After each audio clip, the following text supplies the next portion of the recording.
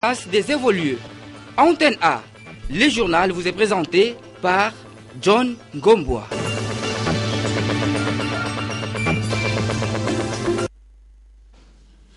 Madame, Monsieur, bonsoir et bon journal. Pendant que je vous parle, Bertrand Ewanga, secrétaire général de l'UNC, parti des Vital Caméré, attend le verdict de la Cour suprême de justice. Il est reproché à Ewanga, Issé Ewanga, outrage à chef de l'État et excès à des tribalismes. Nous vous proposerons d'ici là les premières images de ce procès qui se déroule présentement à la Cour suprême de justice à Kinshasa, Gombe. En attendant, vous allez suivre plutôt la réaction du ministre de l'Intérieur, Richard Mouyej, qui, selon lui, il s'est agi d'un dérapage dans le langage du secrétaire général de l'UNC lors du meeting lundi 4 août à la place Njili Sainte-Thérèse à Lachangou. C'est un reportage de Eric Izami, Paulin Kalamba et Safi Maléou. Au soir de leur meeting de Njili, le député national UNC Bertrand Ewanga Issé Ewanga a été capturé par la police et livré en justice. Je voudrais d'abord profiter de ce micro pour remercier et féliciter l'autorité urbaine et le commandement de la police de la ville-province de Kinshasa pour avoir eu un comportement républicain. Quel a été le péché commis par le secrétaire général de l'Union pour la nation congolaise UNC? Il est malheureux de constater qu'il y a encore des dirigeants politiques qui continuent à tenir des propos incitant à la violence, des discours séparatistes et à s'adonner à la propagation des rumeurs, la diffamation, la diabolisation et aux attaques personnelles des animateurs des institutions de la République. Aussi, le ministre Mouyej a-t-il profité pour rappeler aux politiques les règles du jeu? À l'article 2 de la loi portant organisation et fonctionnement des partis politiques, il est fait obligation aux partis politiques de concourir à l'expression du suffrage, à la formation de la conscience nationale et à l'éducation civique de la population. Il y a peu, un député de la majorité au pouvoir, l'honorable Nzangi, avait été arrêté à l'est du pays, jugé, emprisonné, puis relâché quelque temps après, à la faveur de l'amnistie votée après les concertations nationales. Dans ce sujet, nous allons à présent vous proposer ce que pense le ministre de l'Intérieur, qui gère aussi les partis politiques, de ce que doit être les comportements des partis politiques dans cette phase préélectorale dans notre pays. C'est un reportage de Paulin Kalamba et Safi Maléou. Au cours de cette communication de presse tenue au sujet du fonctionnement des partis politiques de la RDC, le ministre de l'Intérieur, Richard Mouyej, a tout d'abord rappelé les dispositions constitutionnelles et légales à observer pendant l'organisation des activités et communications politiques à l'intention de la population. En se référant à l'article 5 de la Constitution et à l'article 2 de la loi portant organisation et fonctionnement des partis politiques, il est fait obligation aux partis politiques de concourir à l'expression du suffrage, à la formation de la conscience nationale et à l'éducation civique de la population.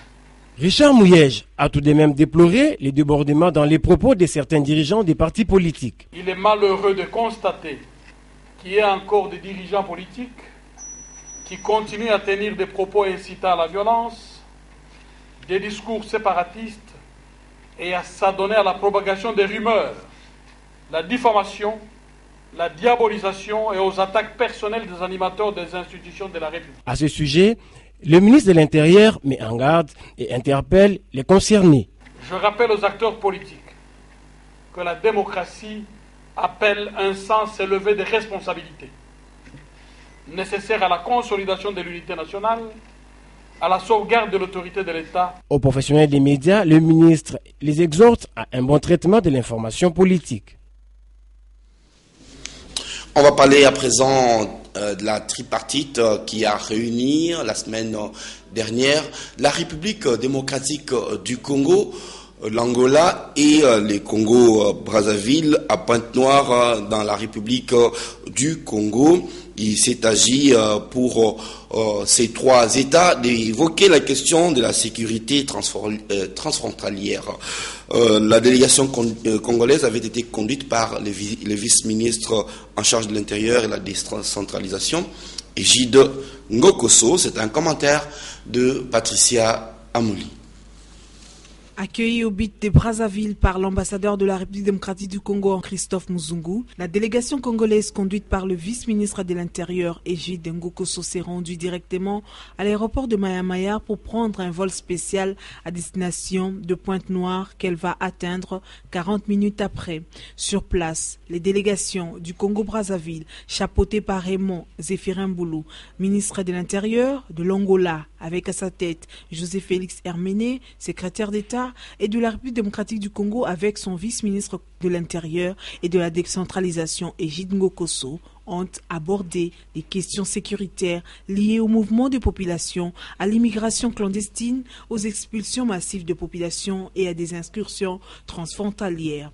Ces partis se sont convenus de relancer la commission tripartite conjointe Angola, République du Congo et République démocratique du Congo. Tout en réaffirmant cet engagement, cette réunion a permis aux experts de ces trois pays de promouvoir cette structure, question de faire face aux défis liés à ces différentes questions.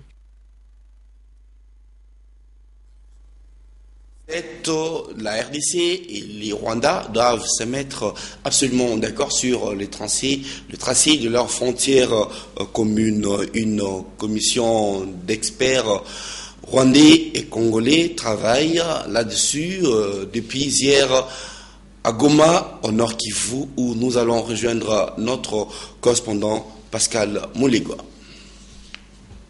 Ouverture ce lundi à Goma des travaux des experts congolais et rwandais sur le démarquage des frontières entre les deux nations voisines. Ces travaux qui vont perdurer moins d'une semaine s'expliquent par le non-respect des engagements pris en 1925 sur les frontières entre la RDC et le Rwanda. Pour le professeur Nguya Mbila, expert et chef de la délégation congolaise, ces travaux de démarquage aideront aussi à mettre fin aux conflits frontaliers récurrents menant à des incursions étrangères sur les sols congolais. James Nganga, expert et chef de la délégation congolaise, a par sa part estimé que bien que les contours complets de la question de démarcation ne sont encore pas faits, il est espoir que ces travaux y parviendront. Les deux parties restent cependant convaincus qu'il est important que l'on sache où se passent les frontières pour mettre une cohabitation et une bonne coopération entre la RDC et le Rwanda en marche. Goma, Pascal Moulegua, Antenne A. On va changer de registre pour parler finance. Tout le mardi, la Troïka Finance, la Troïka politique qui s'occupe des finances, justement, s'est réunie au ministère des Finances et elle a été présidée aujourd'hui par le vice-ministre aux Finances Roger Chulungu et a tourné sur l'évolution des conjonctures économiques mondiales et nationales. C'est un reportage de Jean-Louis Sekama et Anne-Marie Ossitz. Les experts de la Troïka politique des finances se sont penchés sur les derniers rapports du FMI sur les développements. Au vu de ces documents, des recommandations ont été formulées. La mise en place d'une plateforme pour le suivi des agrégats retenus pour le calcul de l'indice. Et on a chargé l'INES de prendre contact avec le PNUD pour voir ensemble les méthodes utilisées pour arrêter ces niveaux de classement. Si on observe une stabilité des prix et du taux d'échange, une réévaluation des indicateurs économiques s'impose au deuxième semestre 2014. Nous avons examiné l'évolution des principales matières premières exportées par la République démocratique du Congo, à savoir le cuivre, le cobalt, les produits pétroliers. Et si l'environnement économique intérieur, les indicateurs sont sous contrôle, à savoir les niveaux de l'inflation et les niveaux des taux d'échange. Les taux de croissance projetés est jusque-là de 8,8% suivant les réalisations du premier trimestre 2014. Le gouvernement devrait examiner cette question en urgence. Il s'agit des frais détenus de comptes bancaires des fonctionnaires de l'administration publique qui désormais vont devoir payer pour la bancarisation de leur salaire les frais détenus de comptes. Ce qui ne les arrange pas, ils menacent par leur syndicat interposé d'aller en grève si le gouvernement ne revient pas sur cette décision. Les explications de Laïn Bofandombungu et du Zen Belébine. Les syndicats de fonctionnaires de l'État protestent face à la décision du gouvernement de renoncer à l'endossement de frais détenus de leurs comptes bancaires pour les salaires. Selon les syndicalistes de la fonction publique, toute décision unilatérale sortant du cadre de concertation comporte des risques de déflagration des objectifs du comité de suivi de la paye. Depuis la bancarisation, c'est le gouvernement qui paye 4 millions de dollars par mois comme rétribution aux banques. Mais curieusement, c'est moi et le parquet, sans contacter la base, sans l'accord préalable de la base, sans un protocole d'accord avec les syndicats qui représentent la base, et ils se sont permis de retirer le frais bancaire et l'IPER. Qu'adviendrait-il alors? Nous attendons que le ministre, le vice-premier ministre et ministre du budget nous invite, suivant la lettre et suivant ce qu'on s'est convenu avec lui à Fatima. S'il ne nous appelle pas dès qu'on va convoquer l'Assemblée générale, c'est la grève générale. Maintenant, c'est tout le monde qui attend cette grève générale, et en province et partout.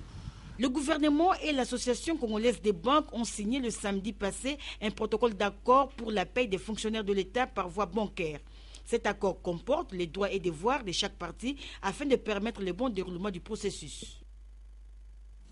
Une autre grève, celle-là est bien réelle, c'est celle de moto-taxi à Kinshasa qui ont décidé de briller ce mardi à cause des tracasseries qu'ils subissent et surtout à cause de la décision du gouvernement de la ville de Kinshasa d'interdire la circulation des motocyclistes.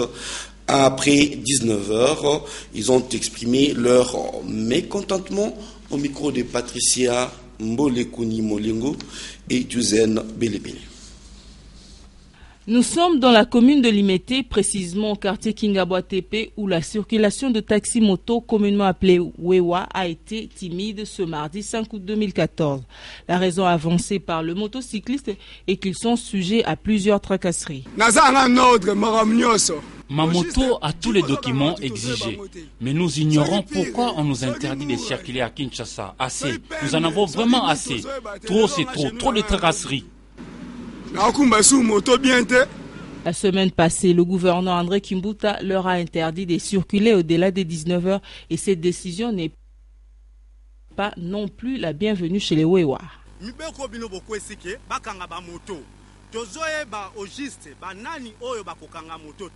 Nous sommes devenus la bête noire de tous les services spéciaux de sécurité, FARDC, police nationale, voire même la garde républicaine, etc.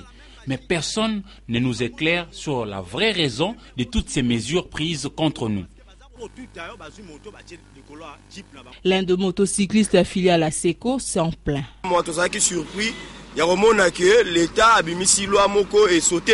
Nous sommes surpris d'apprendre qu'il y a une nouvelle loi interdisant la circulation de motos. Où a-t-on déjà vu la garde républicaine interdire la circulation de motos dans un pays? Que l'on nous explique clairement, c'est quoi le problème? Il faut retenir que selon le rapport de sécurité établi sur Kinshasa, des personnes non autrement identifiées utilisent des motos pour s'aimer l'insécurité. Nous allons tout à l'heure, avec un peu de chance, revenir sur une autre grève, celle des agents de la régie des voies aériennes. Si tout va bien, d'ici la fin du journal, nous vous proposerons ce reportage, le temps de vous parler du CRSAT, qui est en fait le centre de recherche en sciences appliquées et technologiques, qui a organisé le week-end dernier un séminaire, en fait, une journée scientifique autour du thème « Contribution du CRSAT à la promotion des énergies renouvelables en République démocratique du Congo ». C'est un reportage de Patricia Molengo Mbolekuni et Popol Zakor. 15 communications, 5 ateliers, une participation de 200 personnes, un rapport final et des actes sont là le résultat attendu à l'issue des travaux de ce journée scientifique du Centre de recherche en sciences appliquées et technologiques CERSAT en sigle.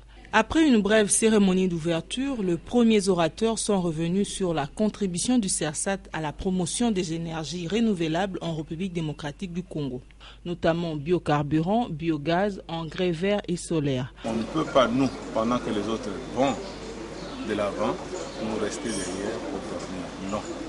On doit cheminer ensemble avec tout le monde pour pouvoir marquer notre existence dans ce type d'énergie qu'on appelle l'énergie renouvelable. Elles ne sont pas nouvelles, parce que d'abord on disait les énergies nouvelles et renouvelables, non. Nos ancêtres ont aussi utilisé ces genres d'énergie, même s'ils ont utilisé ça d'une façon traditionnelle, mais aujourd'hui systématiquement nous essayons de mettre ces énergies. Ces assises interviennent au lendemain de la réunion trimestrielle du Conseil scientifique national intervenu au Centre de recherche biologique et minière, au cours duquel les directeurs généraux de centres et instituts de recherche en République démocratique du Congo ont examiné le dossier de promotion qui était resté jusque-là en suspens, mais également la politique d'apparition de régies scientifiques et beaucoup d'autres points. Tout compte fait, les chercheurs dans leur démarche sollicitent l'accompagnement du gouvernement congolais et les différents partenaires pour la matérialisation de résultats de leurs recherches. Oser la vie, c'est le nom d'une organisation non gouvernementale qui a siège ici à Kinshasa et qui a annoncé aujourd'hui sa campagne de collecte de fonds au profit des enfants accusés de sorcellerie. Cette annonce s'est effectuée au cours d'une conférence de presse organisée dans l'est de Kinshasa. Gédéon Lukumena Lilandani. 20 000 $ est le montant mobilisé chaque année par cette ONG caritative dans le cadre de ses activités menées au profit des enfants dits enfants sorciers, notamment les logements, la scolarité, la prise en charge santé. Pour la fondatrice de Oser la vie, ces fonds qui pèsent lourd proviennent des contributions personnelles ou des personnes bienfaisantes. Raison pour laquelle cette ONG organise cette soirée des galas le vendredi 8 août, au cours de laquelle une collecte de fonds sera faite pour le besoin de la cause. Nous estimons que la prise en charge scolaire s'élève à plus de 20 000 $ par an. Je ne sais pas si je me trompe.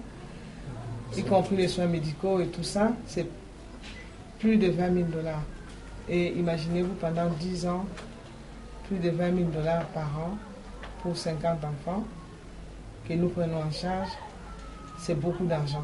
Donc ça, c'est notre démarche actuelle, c'est d'apprendre à oser la vie Kinshasa, à chercher de l'argent lui-même par les biais de la culture. Cette ONG continue de militer pour la sensibilisation de la population sur la loi portant protection de l'enfant qui jusqu'à ce jour demeure méconnue.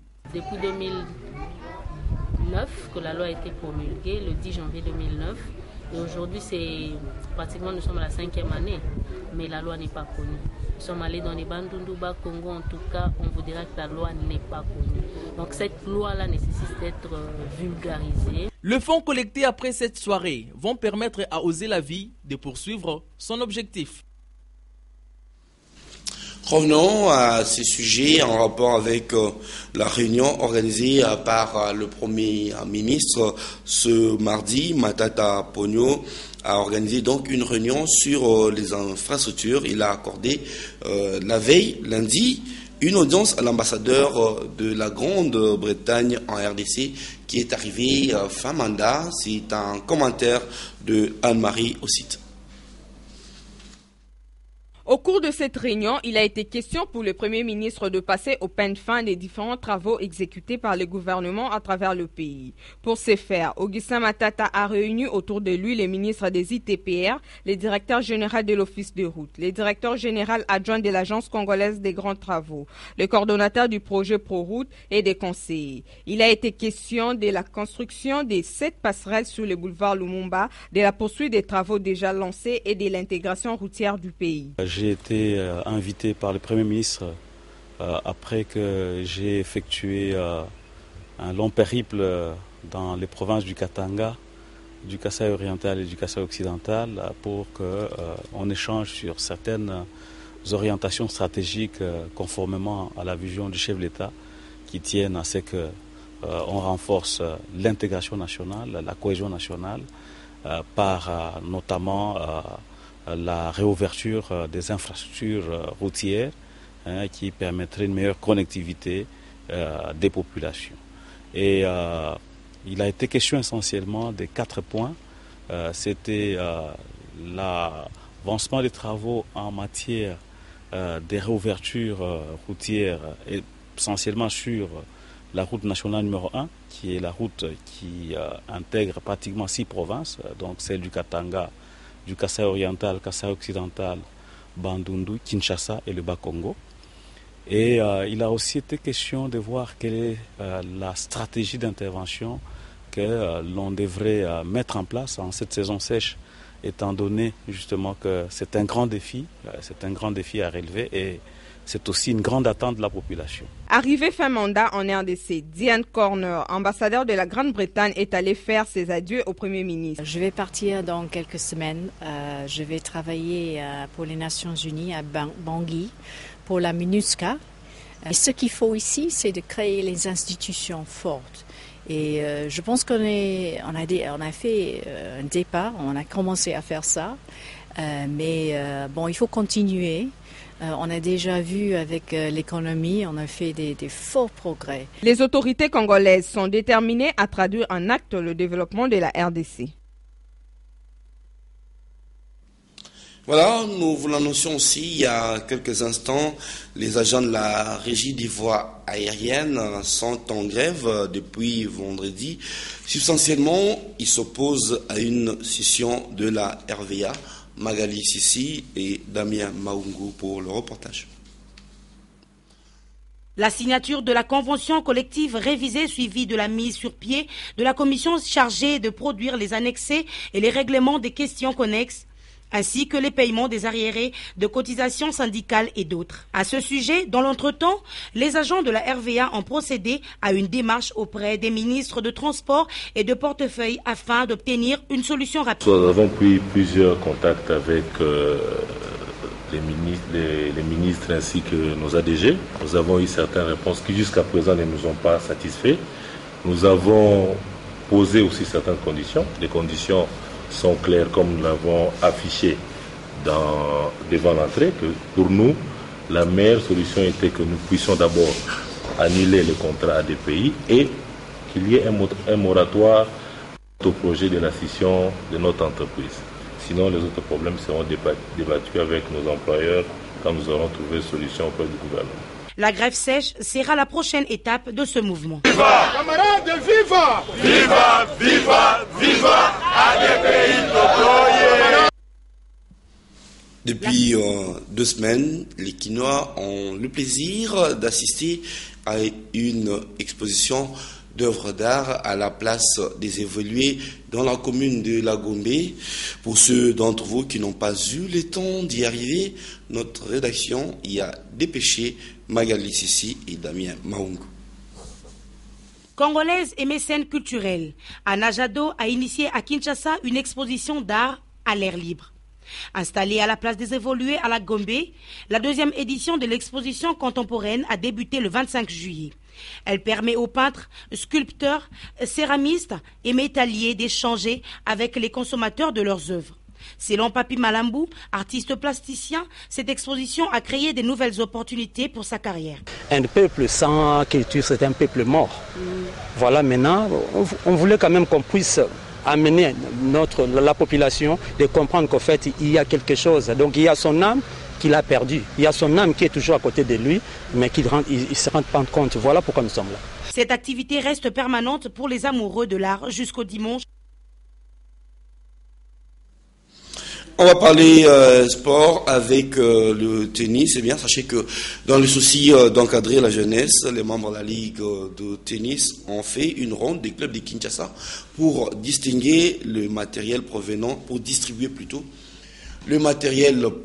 de la Fédération internationale de tennis. Patrick Borel Mukendi et Rigo Mouloupo. Quelques temps après son installation officielle, les comités de la Ligue de tennis de Kinshasa passent à la vitesse supérieure.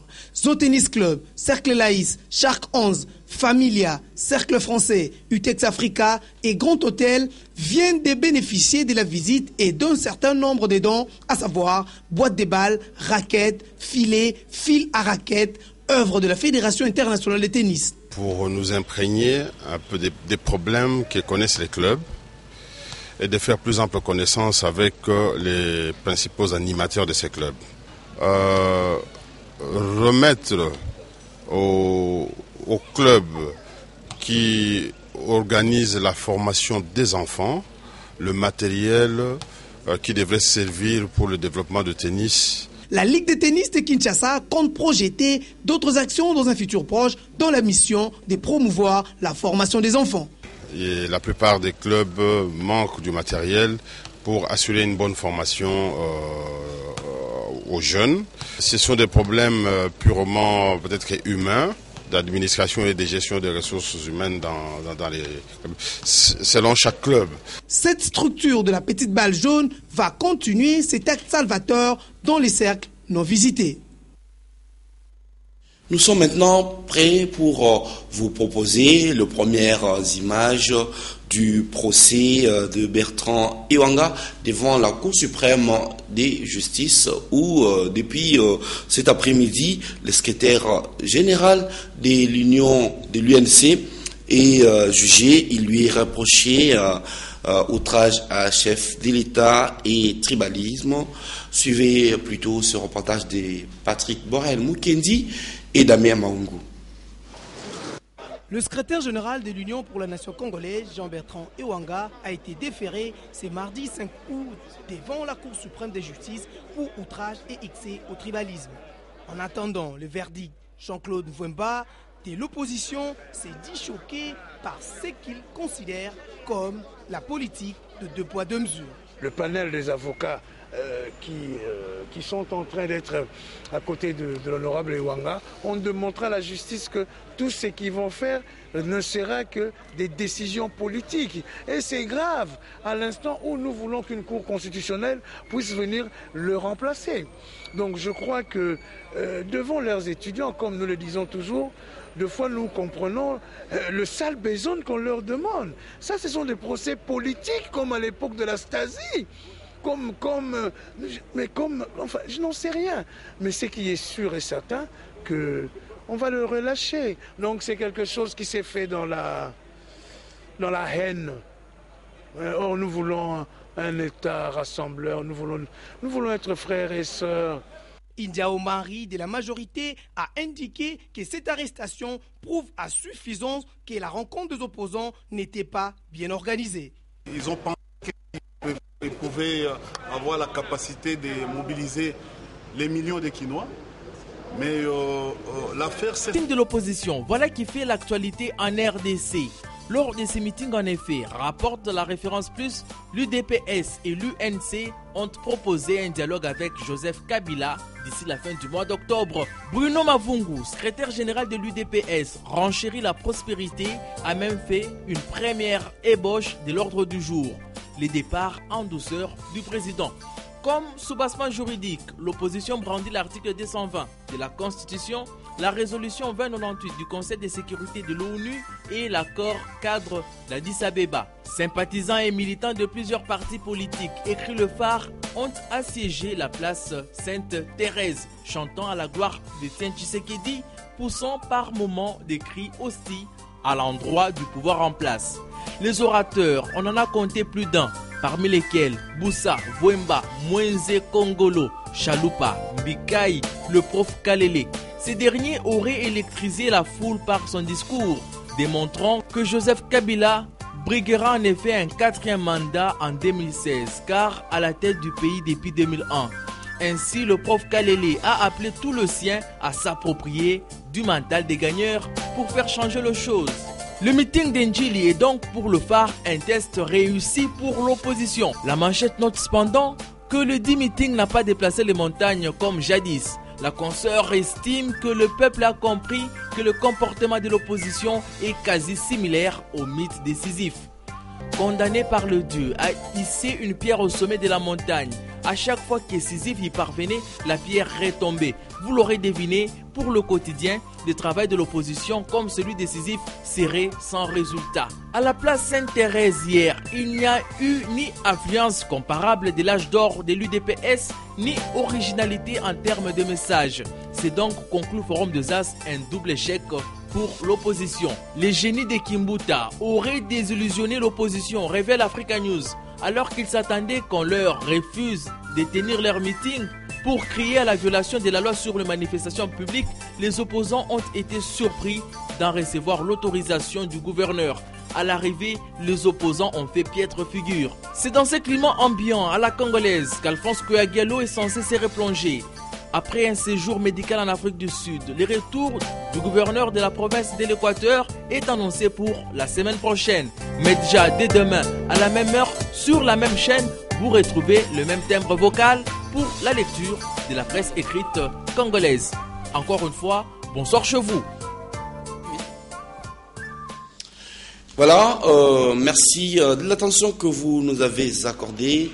Ce soir, nous saluons principalement tous nos téléspectateurs qui nous suivent en direct à Bukavu, au sud de Kivu, par Vision Chala TV. Bonne soirée en compagnie de nos programmes.